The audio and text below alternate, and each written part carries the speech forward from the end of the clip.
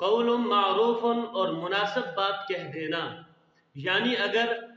فقیر کو دینے کے لیے کچھ نہ ہو تو اس سے نرم بات کہے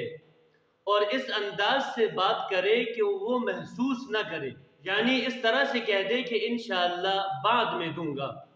وَمَغْفِرَةٌ اور اس کو درگزر کر دے، یعنی اگر مانگنے والا تنگ کرتا ہے تو اس کو درگزر کر دے۔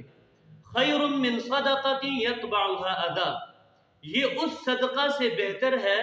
کہ جس کے بعد سائل کو تکلیف پہنچائی جائے۔ وَاللَّهُ غَنِيٌّ حَلِيمٌ اور اللہ تعالیٰ بے نیاز ہے اور تحمل والا ہے۔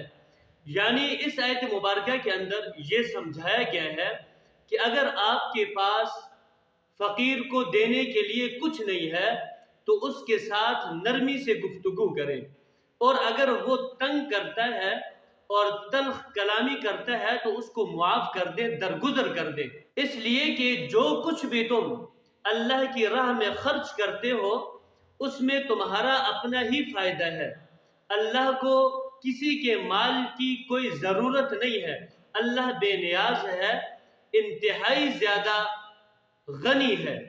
اگر تم مستحقین کو تکلیف پہنچاؤ گے، اذیت پہنچاؤ گے، تو یہ یاد رکھنا کہ اللہ تعالیٰ ان کو کہیں اور سے عطا کر دیں گے، لیکن یہ یاد رکھیں کہ اللہ تعالیٰ تمہیں اس کی سزا ضرور دیں گے، مگر وہ حلیم ہے، بردبار ہے، اس لیے کبھی سزا دینے میں جلدی نہیں کرتا۔ دیر ہو جانے سے یہ نہ سمجھیں کہ ہم نے نافرمانی بھی کی اور سزا سے بھی بچ گئے، ایسا نہیں ہو سکتا۔ اس آیت مبارکہ کے اندر صدقہ کرنے والے کو عاجزی اختیار کرنے کا